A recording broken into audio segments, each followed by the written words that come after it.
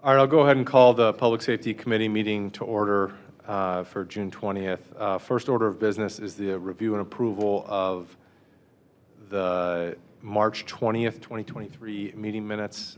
Is there a motion to approve those minutes? I'll take a yeah from Councilman Schackner as a motion. Is there a second? Second, Councilman Marks, all in favor, say aye. Aye. All right. And then next, I didn't realize when we scheduled this that this would be the night that Chief Kowchek is honored with the resolution. But thank you for coming. We tried to make it on a full council night to accommodate you. And, you know, kind of a little off topic, but looking at the resolution celebrating your service, 1989 through now. So that's 5 decades you've been in the city of Lakewood. You've been in Lakewood for 5 decades, right? So the 80s, 90s, 2000s, 10s, and 20s. It's pretty remarkable. I mean, you've seen a lot of the challenges that, you know, Lakewood's faced. You've seen the successes Lakewood's faced. And just from my perspective, would like to thank you for your service. And it's, you know, you've always been a professional in dealing with me. You've always been responsive. And in my short time on council, I've really appreciated it. So thank you. And when is your last day officially? So my last working day will be June 30th, Oh, wow. so next Friday. So you won't have to deal with the 4th of July? No. If I get out ahead of that, that's good. Well, thank you for your service, and I'm sure folks on the floor tonight will have other, things to say as well. And thank you. I know it's not always that the annual report gets referred to council or gets referred to public safety, but I think it's always just a healthy opportunity for council to kind of talk and understand some of the challenges facing the police department, some of your victories, some of the things that you're proud of. You know, I don't know if I certainly have questions. I don't know if any of my colleagues do. But I think from a high level, you know, if you could talk about some of the challenges that the department faced in 2022 and then some of the things that went well, I'd just be curious. So 2022, we were still working on getting our manpower straightened out. We're still kind of behind the curve on that. Right at the end of 22, beginning of 23 is when we got our manpower up to where we want it. So we had some staffing issues and things of that nature, but I think we did a really good job in protecting and serving the public. To go through, you know, just a couple of the stats, our violent crime was at a multi-year low in 22. Our property crime was kind of middle of the road for the last 5 years. It wasn't high, it wasn't really low. I know speed was a big issue with council. We increased that, got our numbers back up, and actually this year, through June 19th, we already have 462 radar tickets written, which, if you're looking at the annual report, that's quite a bit higher than what we've had in the past 5 years. And it's only, you know, we're looking at half a year for that. So things are really going up there. We kept up on our training, and that was kind of a nice carrot we could dangle in front of the prospective candidates that we were looking to hire, whether lateral or off our list. Everyone likes to have training. We were able to keep that up. And CIT, you know, once again, I think this is maybe 4 years in a row where we've got on those calls and we've made 0 arrests, which is the ideal outcome for those types of calls. We want to divert them to services that are better for them than sitting in jail. So I think those are the highlights. If you have questions, I'd be glad to entertain them. Yeah, going through a couple of those, so you noticed, or you mentioned that violent crime is down, but car thefts are up. Could you kind of explain that? Is it mostly the Kia issue we're hearing about? Yeah, that was the Kia Hyundai TikTok trend that was going on. So they actually, on TikTok, they actually showed how to steal those cars, how to defeat their ignition interlock devices. So a lot of kids are just stealing them for fun, not necessarily to make money and sell them or anything like that, or, you know, sometimes they're using them to commit crimes because they're easy to steal. But Kia and Hyundai are working on patches to fix that, and in the meantime, we were giving out steering wheel locks to all of our residents that owned Kias or Hyundais that came to the front counter of the station. Those are supplied by Kia and Hyundai, mostly Hyundai. But yeah, so that trend is kind of on a downturn right now, which is a good thing. Do you think that's because of the locks, or? I think it's a multitude of issues that, because people are either parking them in when they're parked in their driveways, putting the steering wheel locks on them, and also that some of these patches have already started to be installed, so they're not as easily stolen. And perhaps this is a question for the law department. I know the city of Cleveland, a couple other big cities have sued those car manufacturers for those defects, and then the elevated cost of safety responses and police resources. Understanding that the scale of our city is just smaller than, Baltimore or New York or Cleveland, is that something we've even considered? Yeah, yes, Councilman. The mayor instructed the law department to look into it and to see if it was appropriate to join in the litigation. The cities are bringing independent actions. It's not a class action of cities. They're independent. There was a consumer class action as well that recently settled, and there are MDL'd out in California. So we are looking, we're following it. You mentioned a very important point. Cleveland sued a couple months ago. New York recently sued. These are big cities with big damage potential. We're looking at our numbers. Our damage assessment may not make it cost effective. The key was having the consumers taken care of, and the consumers have an avenue for protecting themselves. But we continue to monitor it and look at it pursuant to the mayor's directive, and if it makes sense to join the lawsuit or to bring one independently, we will do so. MDLs, that's your old life. Yeah. Yes, that's right. But I would add that currently, there is no need to make a decision. The cases are in the motion to dismiss stage. The court has not ruled on the motions to dismiss. In fact, the consumer class was settled prior to a ruling on a motion to dismiss. So the cases are at the very early formative stages, and it makes great sense for a city the size of Lakewood to watch it develop through the larger cities, the very large cities, and to assess with that information over the next year, two, even into the third year, as to whether we join litigation. I also, Chief Kochek, noticed that reported ODs for response and then deaths are also down. Could you kind of explain that? Is it just a trend with use, or? I really can't explain it. I know there's more naloxone out there that individuals are buying to have on hand, as well as all of our police officers are carrying it. We're more attentive to that. We're more making sure we get in there on time. But I really can't explain the lower deaths, other than it's just a lucky trend, I guess.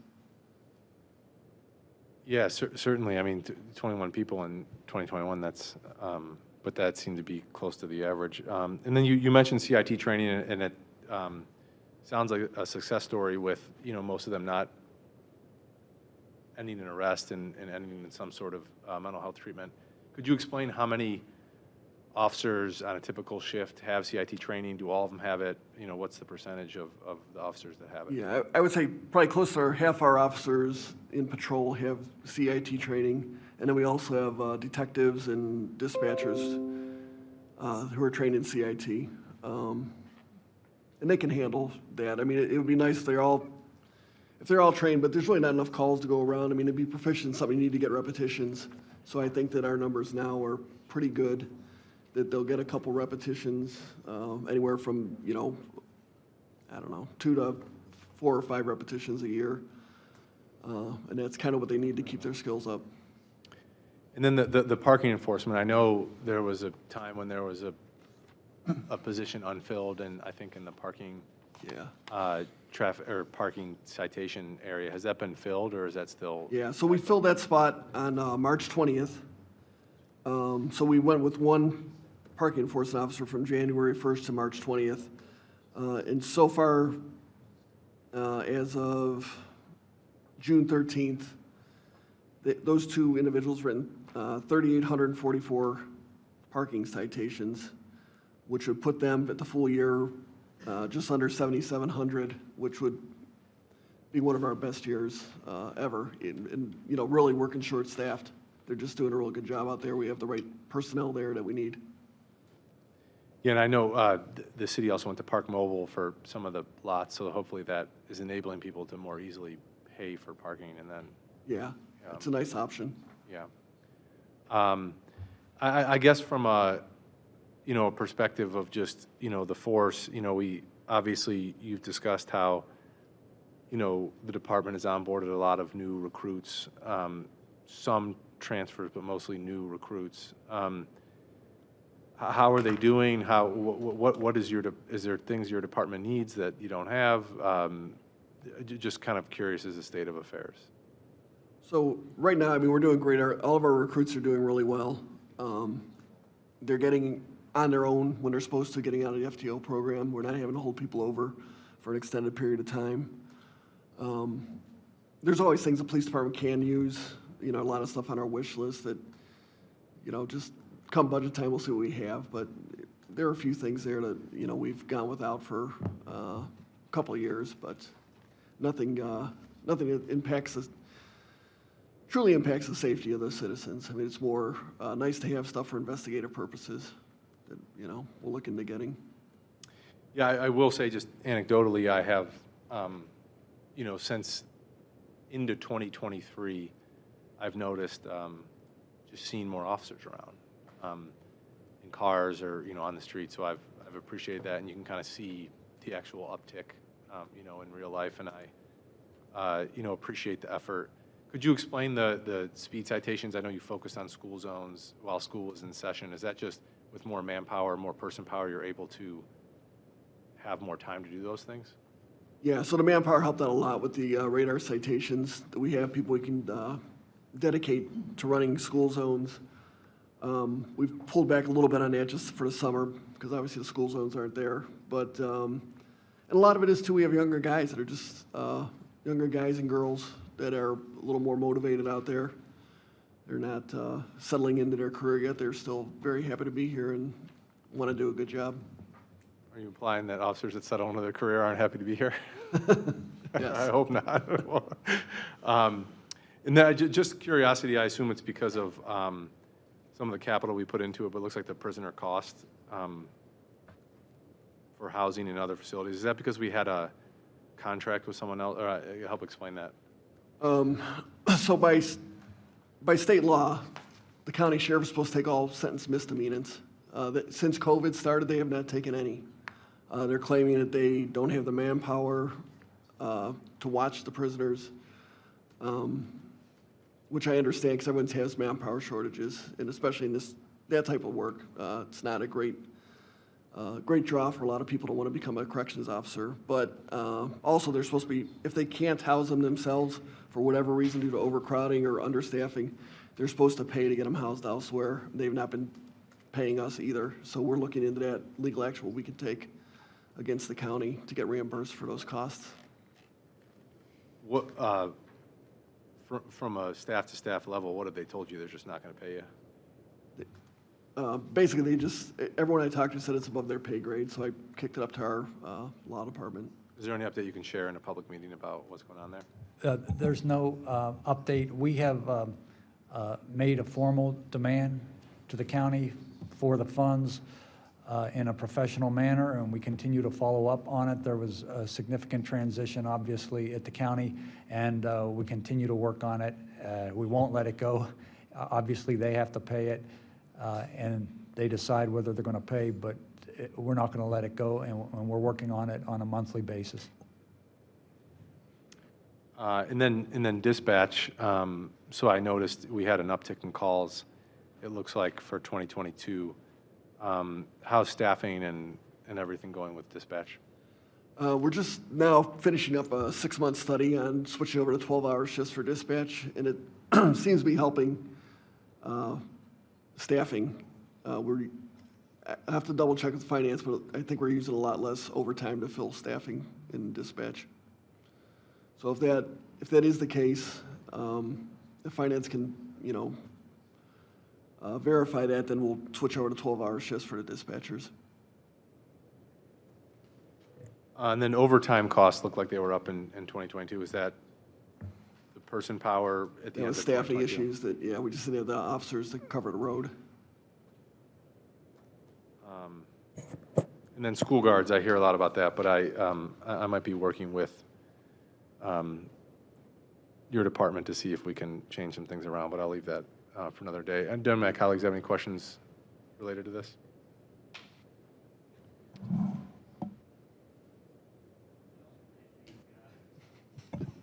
Councilman Baker, Sorry. I really was very thorough. Thank you again, Chief Kalchek, for your service and all you've done. And it's not an easy job, and appreciate you coming to work every day and setting an example and doing what needs to be done. So thank you. Thank you.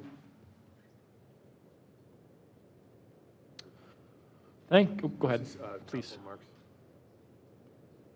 I just want to thank you, Chief Kochek, for your service. Sorry to see you retiring. Did you buy a new fishing pole? I did not yet, but I'm sure I will. Well, I'm sure you'll enjoy your retirement. We'll miss you here in Lakewood. So Thank come you. back and visit, and Thank you. drive slow through the city. Absolutely. Councilman Rader. Thank you. Just one quick question about the traffic crash data.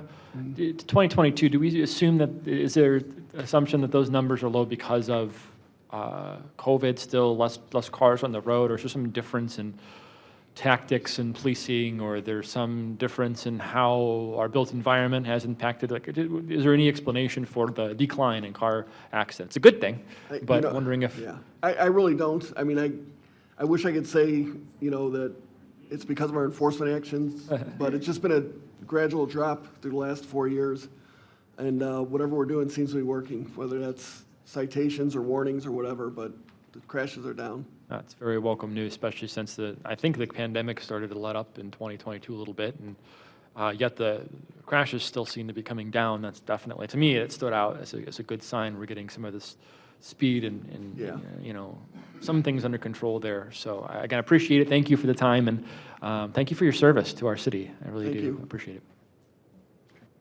Yeah, and I'll say, any opportunity I can to give credit to the ward officers. They do a wonderful job. I know Officer Thibodeau is always super responsive, and so it's a great service to the city. If there are no other questions, I guess I'll go ahead and adjourn the meeting, and then we'll have the full meeting in about 20 minutes. So this meeting's adjourned. Thank you.